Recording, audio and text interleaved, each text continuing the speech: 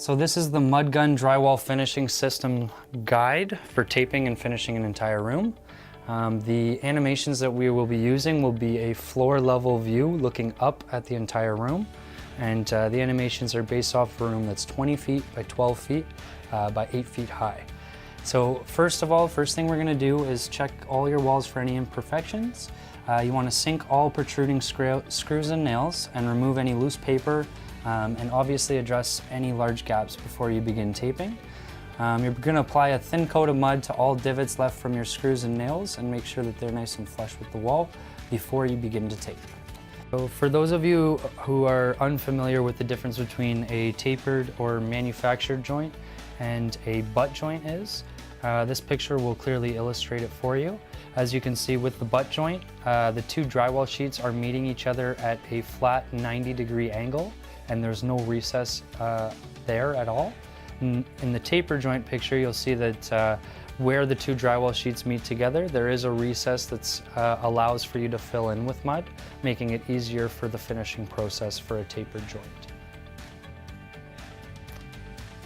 Once you begin taping, your first step will be to apply drywall tape to the tapered joints using the flat nozzle and taping knife, working in one direction down the entire length of the tape. Step 2, you're going to tape the butt joints, and you're pulling the taping knife from the corners towards the taper joints when smoothing down the tape. You can overlap the tape already in the taper joints. 3, tape corner joints using the corner nozzle and inside corner smoothing tool. If you don't have an inside corner smoothing tool, this is where you'll use a corner trowel. You're going to want to start with the vertical corner closest to the door. In the illustration, it's labeled number 1, and then work your way around the room by doing the ceiling corner, then vertical corner, and so on. Pull the smoothing tool away from the 3-way corners and up from the floor when smoothing down the tape. You can overlap the tape at taper joints and in the middle of ceiling corners. After taping all of the corner joints, apply a second coat of mud to the drywall screw heads. On day 2, step 1 is going to first be to check and ensure that all tape is fully embedded.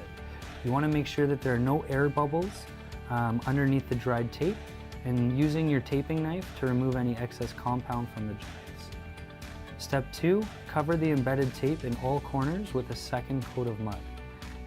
You will do this using the corner nozzle and inside corner smoothing tool, and the tape should not be visible when completed.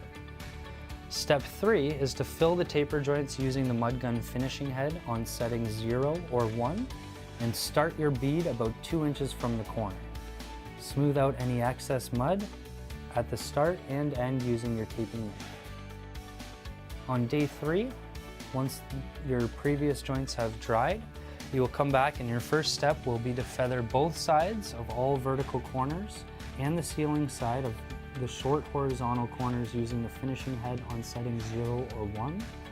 You want to start the bead about 2 inches from the corner and floor, and keep the MudGun head tight to the corner and firmly against the wall as you run the bead.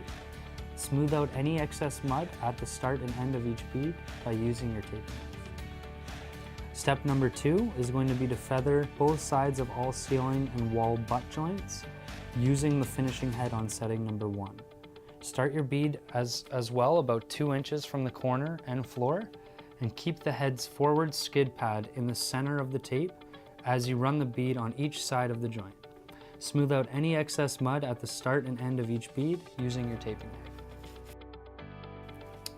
On day 4, you will come back and finish all ceiling and wall butt joints using your finishing head on setting 0.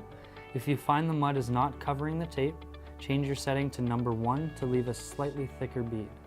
Start your bead about 2 inches from the corner and floor, and keep the head centered over the tape as you run the bead down the joint. Smooth out any excess mud at the start and end of each bead using your taping knife. On the 5th day, your first step will be to finish both sides of the long horizontal corners and the wall side of the short horizontal corners using the finishing head on setting 0. Start your bead at 2 inches from the corner and floor, and keep the head tight to the corner and firmly against the wall as you run the bead. Smooth out any excess mud at the start and end of each bead using the taping knife. Your second step will be to finish all ceiling and wall taper joints using the finishing head on setting number 1. Start your bead about 2 to 3 inches from the corner and smooth out any excess mud at the start and end of each bead using your taping knife. On day 6, which is optional if you do need a 6th day, you'll be coming back to see if any ceiling or wall taper joints are not perfectly flat, and you can possibly feather them using the finishing head on setting number 1. Start your bead about 2 to 3 inches from the corner. Keep the head's forward skid pad in the center of the tape as you run the bead across each side of the joint. Smooth out any excess mud at the start and end of each bead using the tape. Thank you for checking out our guide to taping and finishing an entire room using the MudGun. If you do have any questions, feel free to comment below. And for additional information, please check out our YouTube videos that will give you a visual representation of the mud actually being spread on the wall.